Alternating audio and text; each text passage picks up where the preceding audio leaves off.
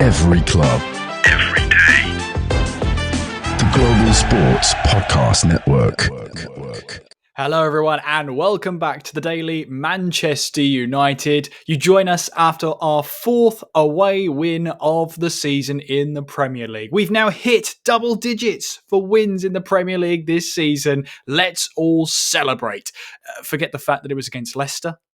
Celebrate anyway. My name's Kieran. I'm delighted to say I'm joined by Sam on today's episode. Sam, how are you?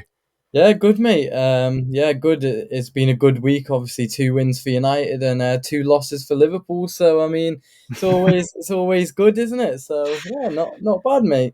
And we're above Tottenham. We're up to 13th now after that result. And it's fair to say this game was not easy on the eye for either side. I think the Leicester fans were getting much more frustrated than the United fans.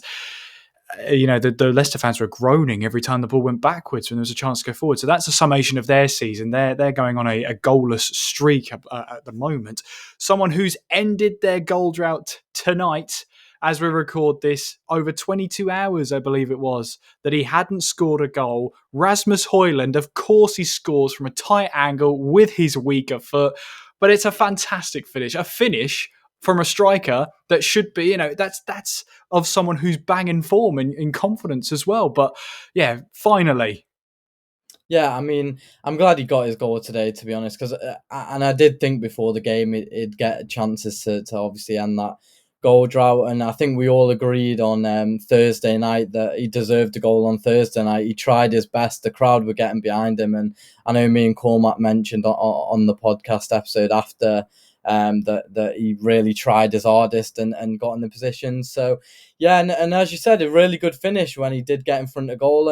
And this is the thing about Rasmus that I've always felt. I always felt like when his best sort of position and movement is always running in behind the defense. I think we saw it a lot last season where a lot of his goals were him getting in behind the defense, the ball being played over the top, and him using his pace. And I've always said when you get him in front of goal in that 6-yard area, he is a finisher. But I think under Almiron this season, he's played a lot with his back to goal and sort of playing almost as that hold-up striker, which I don't think he is that striker, as I've mentioned. So, yeah, I think to get the best out of Hoyland, you've just got to put the ball over the top. Hopefully he gets on the end of it. And as you said, it was on from the tight angle and on his weaker right foot. I mean, I thought the chance had gone with his first couple of touches, but as I've said, you get him in front of that 6-yard area, and I'm confident that he does finish his chances. It's just obviously they've been few and far between this year. So yeah, good finish from him and a decent performance all around, I thought, once again. Yeah, in a game where United actually did struggle for possession, but it seemed like United were doing more with it. If you're an XG believer, Leicester actually created the better XG. And when we get into the second half as well, later on, we'll talk more about that. But this seemed like a game where it seemed way cagier than maybe it should have been. I think it's fair to say. These are two teams that are struggling with form. Leicester are battling relegation. United's big 3 points to move them above Tottenham, which in the lower half of the table is unbelievable. But a couple of standout performances, which we'll obviously highlight. But what did you make of the lineup here? Well, obviously, we had Onana starting in goal. We had Lindelof, De Ligt and Heaven making his Premier League debut. Then you had Mazraoui, Fernandes, Dalot and Ugarte along that middle four, if you like. Then you had Eriksen and Garnacho starting as the attacking midfielders, Hoyland starting up top. What did you make of it, Sam? Yeah, obviously, you mentioned there Onana in goal. I think there was a few doubts before the game whether he was going to start. There was a few rumours about an injury, but obviously he started and didn't really have much to do in the game. I think is probably maybe one of only shot I can really remember him saving that Vardy chance at the end. And then, as you mentioned, Heaven again getting another start who I mean, before he went off injured, I thought had a very good game again, considering it's only his second start. It's just a shame that once again he's gone off injured, and I was going to say once again we have another injury on the board, and we're really and that is sort of a position that we are very, very in need of right now, is centre backs. And obviously Heaven was brought in to sort of cover the injuries we already have in there. Now he's gone off in a stretcher, which doesn't look good. So we'll have to wait and see to find out how long he's going to be out for. Eriksen obviously came in, and Casemiro was given a rest. And I think with Casemiro obviously playing in midweek and his age, I think it was probably just a rest for him. And to be honest, I thought Eriksen played all right. He had that marvelous shot that sort of from the angle that smashed the post in the first half. So you are calling it a shot then? Are you ending this debate here? Oh yeah, it was a shot. I mean, we've seen Christian Eriksen pull like that out into the top bins throughout his career, so he's certainly capable of it. So I'm definitely calling a shot. So yeah, I thought he played not too bad, and then obviously you had lead in the front, Hoyland, who mentioned that he's got his goal, and hopefully now he can kick on, where I feel like he's a striker that sort of his goals come in bunches. So hopefully now, obviously coming into the back end of the season, he can start to score. Garnacho got on the score sheet again, and Captain Fantastic, of course, Bruno Fernandes, coming up with not only a goal, but I think they might give him that assist for the Garnacho goal as well. So, yeah, not a bad day at the office, but against a really poor Leicester side, to be honest. Yeah, a Leicester side that seemed more comfortable going backwards rather than forwards. There were plenty of chances to, really make use of United's weaknesses. And as you said, we wish Aidan Heaven all the best. Stretchered off sort of at the 50th minute or so. Does well to sort of prevent Patson Daka from actually getting there, but has sacrificed essentially himself, which if you're off on a stretcher at this point in the season, that's probably your season over, unfortunately. Toby Collier came on in his place. And for someone who is more comfortable in the midfield, I thought he was okay. I think there were moments where he maybe hesitated on the ball, right in the heart of defence, which is not ideal. I thought he did okay. He was slightly out of position, but makeshift. He did the job. Yeah, and that's the thing that you mentioned there. He was out of position, so I feel like obviously he's more comfortable playing in the middle there. And I mean, him himself, he's only come back from injury as well, so it's sort of getting minutes under his belt since his injury. So yeah, I thought he did pretty well, but I was thinking at the end of the game, if you actually look at who we had on the pitch in terms of academy prospects, you had obviously Toby Collier, we've just mentioned. Heaven started, but obviously had to go off. Harry Amas came on for his first senior start. You had Obi coming on as well. So, I mean, Manchester United sort of doing what we do best with bringing youth through. There's 4 or 5 there we mentioned that got minutes. So, yeah, Toby Collier, decent performance as he's come on. Obviously not his position, but yeah, by the end of the game, I was proud to see the sort of youngsters get the minutes that to be honest, all of them have sort of deserved. So yeah. Wonderful stuff. Yeah, absolutely. The United way, bringing on those youth players. We're going to take a quick break. When we come back, a bit more about singing the praises of the United players, something we haven't done too often this season. Every club, every day. The Global Sports Podcast Network. Your body is unique. And Global Sports Podcast Network has partnered with Bioniq, the world's most personalised supplements. Bioniq provide 100% tailor-made supplements designed to deliver precisely what your body needs at exactly the right levels to optimise your health. No guessing. So click the link in the show notes. Use the code GSPN 2025 for 40% off your first month's subscription. Bioniq. Don't settle for off-the-shelf solutions made for just anybody. Get what's right for you right now. Every club, every day. The Global Sports Podcast Network. Harry Amas coming on off the bench. Niall is going to be delighted with that. Unfortunately, I don't think he was able to watch the game, so you'll have to watch that back, Niall. He comes on in about 69th minute, so you've got 20 minutes of Harry Amas to watch there, Niall. As we said a bit before the break there, we've got players coming in. We've got, now a little bit of an injury concern, especially at centre back. And Aiden Heaven making a Premier League debut, I thought he had a terrific game. Did Heaven, and I think as well De Ligt. The shot that De Ligt is able to sort of push away, or at least get in front of in that second half, when Vardy squares it across, and you think, well, here we go, Leicester are going to score here. But it's a brilliant block from De Ligt. Could questions be asked about where the placement of that shot is? Yes, but the point is De Ligt takes the gamble and blocks the shot. It's a wonderful block. Yeah, and that's the thing with De Ligt, where I don't think you can ever question his sort of commitment and determination in his defending. I think, okay, like many United players this season, and he's had an up and down season, and people forget maybe that it is only his first season at United, like a few of the players. So it's sort of getting comfortable in playing with your teammates and that. But yeah, again, I'll repeat what sort of you said, and I was very impressed with what De Ligt, how he played today and his defending. I don't think there was a lot of defending to do against Leicester, but when they did create chances, it was very sort of throw your body in front of the ball type thing. Because I remember Aiden Heaven, I think, did something similar, blocking a shot like that. But yeah, De Ligt, I mean, as I said, that's what he does best. He's sort of always throwing himself in front of the ball, and he is a player where you look at throughout his career where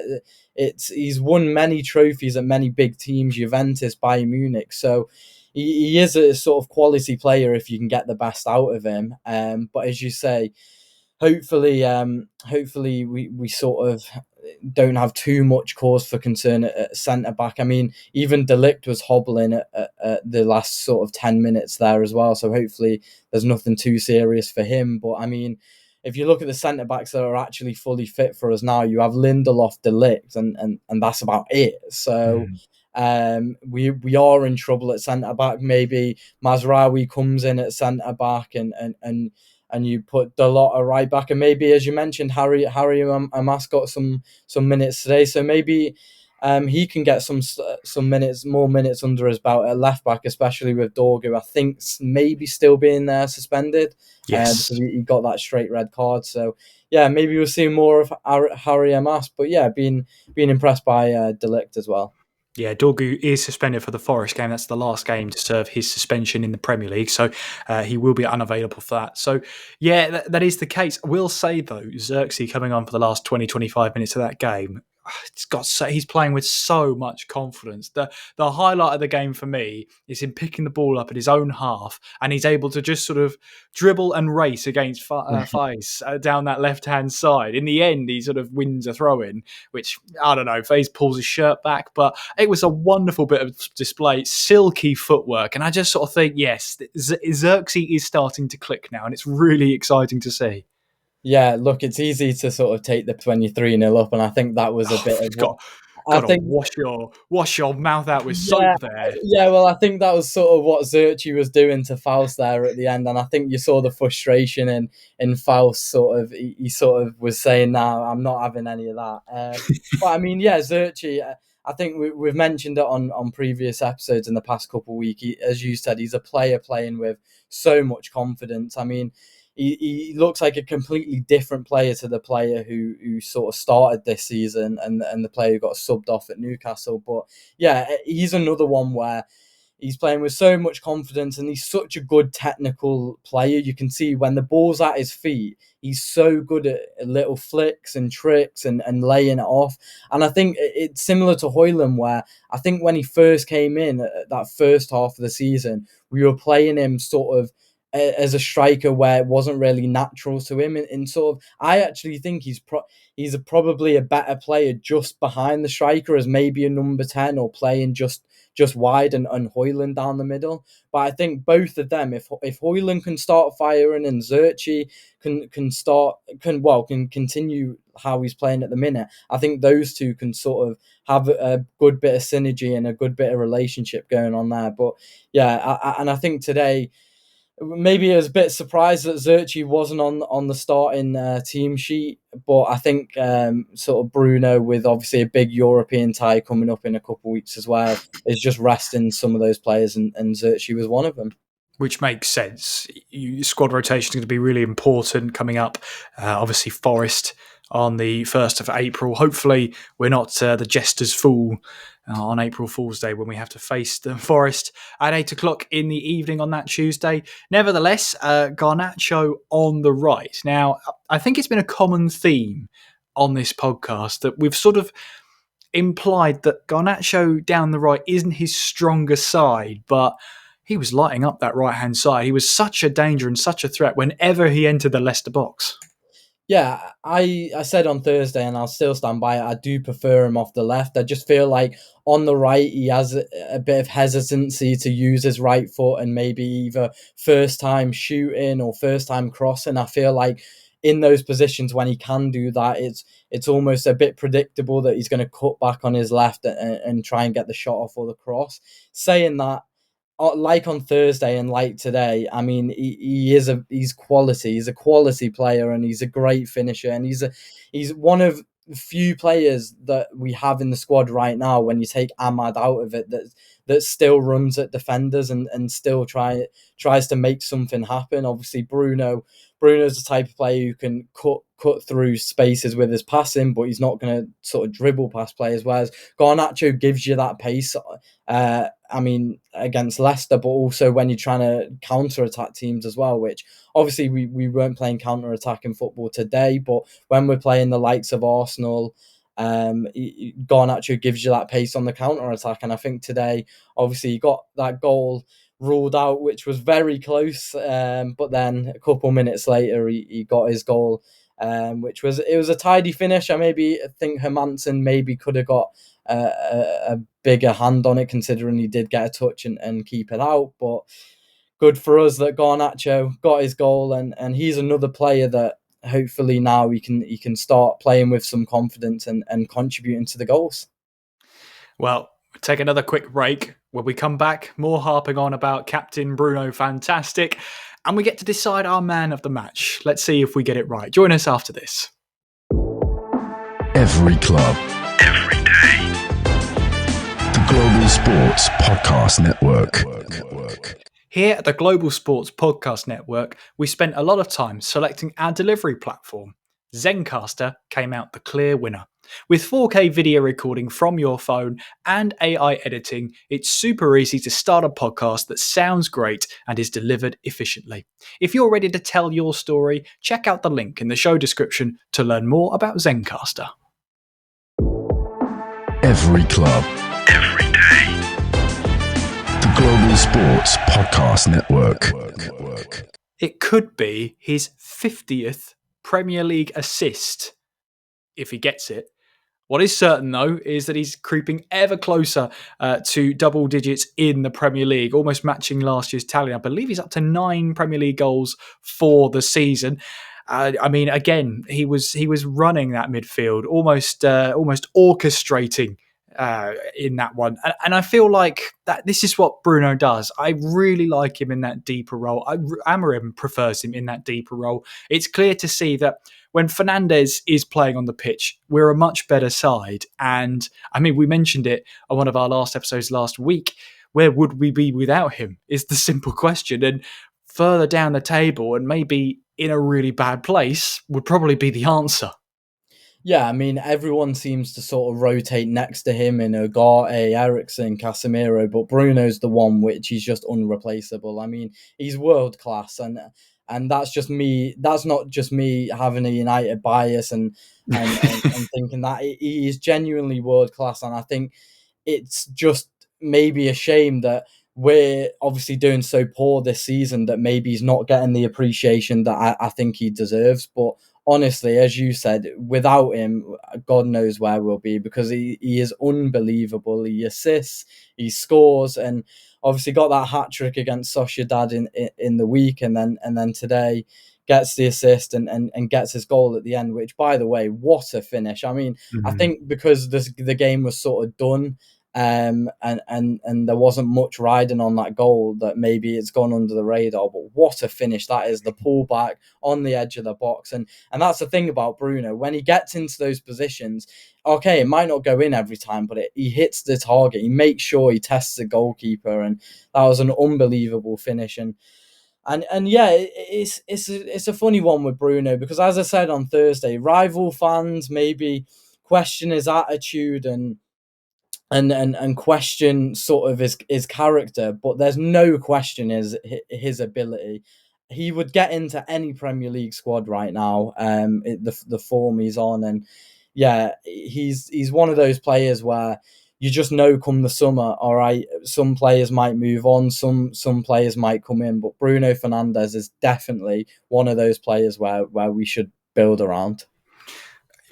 Yeah, I struggle to put together how it hasn't happened already. The fact that we have to build a team around him, but hey, we got 3 points against Leicester. He got, if he is given it, 2 assists and a goal, involved in all the goals scored today. The cutback from Dallo, as you say, to Fernandes is well hit as well, perfectly capped up.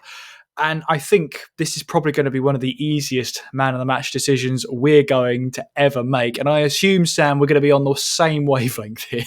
Yes, yeah, I don't think we are going to be honest. Really?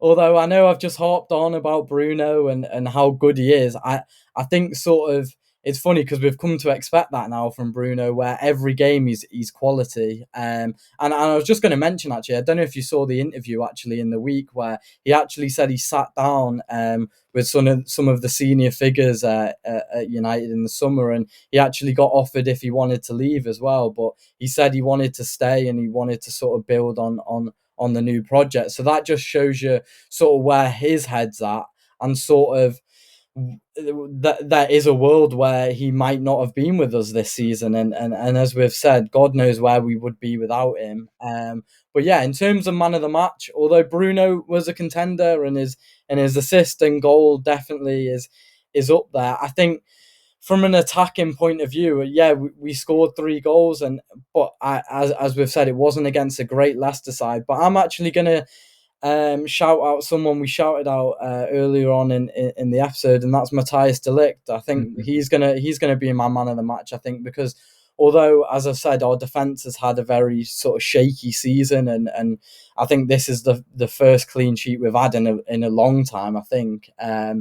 But I think de Ligt had a very, very solid performance. As we've said, I think he jumped in front of every ball he could. He sort of headed every corner out he could. At the end, Almiron was looking over to him to see if he wanted to come off as he was hobbling on that ankle, but he wanted to stay out there and see out the full-time whistle. So I think he had a very solid performance. And as well, next to him, you had obviously Lindelof, who's not played a lot of minutes this season. You had Aiden Heaven, a young defender, and then obviously got subbed off halfway through the game. So I think for de Ligt, it was just a sort of about leading and managing that defence that he hasn't had a lot of time to play with this season. And I think he did a very solid job, and obviously got the clean sheet in the end. So de Ligt's my man of the match for today. Now, there's your Brady man of the match. Now, your McGinley man of the match is Bruno Fernandes. I don't know what more he could have done today to earn himself, but you're right. De Ligt there, body on the line. That is old school defending. You just throw whatever you can in front of any shot. Aiden Heaven, I thought, had a really good first Premier League game, so I'd love to shout him out. And if that's the only time we see him this season, well, he certainly made an impression, and we'll wait to hear from the injury news. But if Amorim said in the pre-match press conference leading into this Leicester match that he's proud to coach Fernandes, that's all that needs to be said, really. Fernandes is my man of the match, and he's been such a game changer in so many games this season. It's hard not to give it to him. But as you said, if he is the best player on the team, I'm expecting to get man of the match week in, week out. But is there anyone you'd like to shout out? Because I would like to shout out Hoyland. It's tough for a striker when you go through that barren patch, that barren run. It was 22 hours, I think it was, that was said on the broadcast. But I mean, he took that finish on as if he'd already scored 20 this season. So much, he backed himself mentally. He was in a good place, and he's really made a marked improvement over the last couple of games, especially in that Europa League match against Real Sociedad at Old Trafford. It seemed like everything he did worked apart from scoring. Well, he got the scoring right tonight.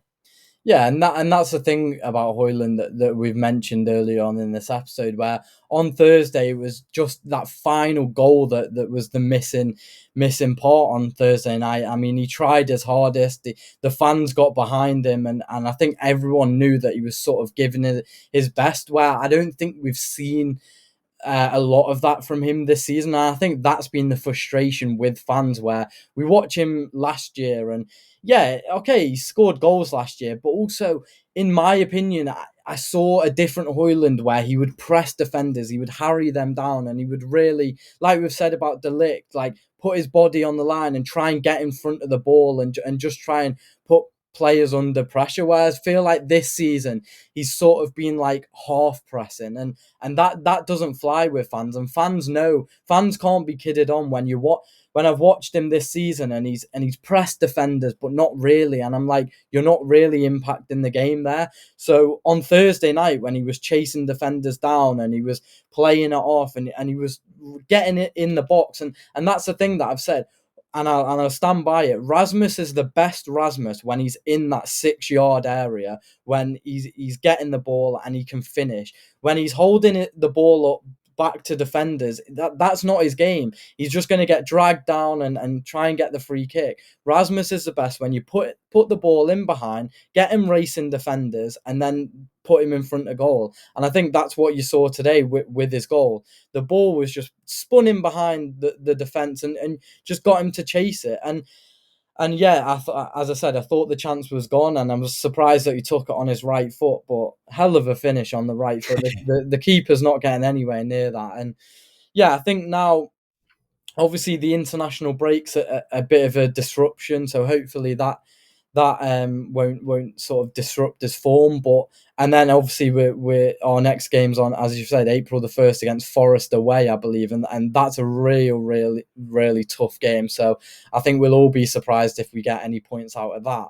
But even if we don't get the result that we're looking for, we want to see players just put in 100% effort. Like we've said about De Ligt today, that's why I've given him man of the match. Like we've mentioned about Hoyland, just harrying defenders, like chasing after the ball. Even if we don't beat Forest, which we're not expected to do, let's be fair, at this point of the season, we just want to see players sort of put in 100% effort in sort of the few games we sort of have left now in the Premier League season. And then obviously we've got some majorly important games in Europe coming up, and I think that's sort of where we should sort of focus our attention now, in sort of, okay, we need to sort of focus on Forest in the Premier League, but if we can at least sort of win a bit of silverware this season, win the Europa League and get back into Champions League football, which a club like Manchester United should be playing in, I think that will sort of give us a silver lining to this season. So absolutely, and hopefully it's a push on for better things. But as you said, we're approaching an international break, so let's hope nobody gets injured on international break. Well, we know none of the England players will, because no one's going.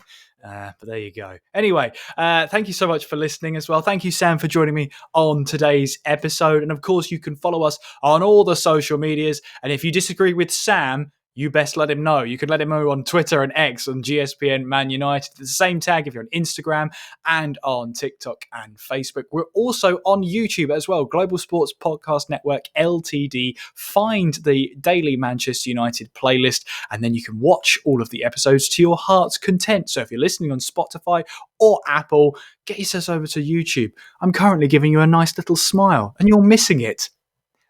You missed it. Anyway, thank you so much for joining us. Enjoy the rest of your week. We'll be back soon to give you more daily Manchester United content. In the meantime, thank you so much. Enjoy the rest of your day, and we'll talk to you soon. Take care. Every club, every day. The Global Sports Podcast Network.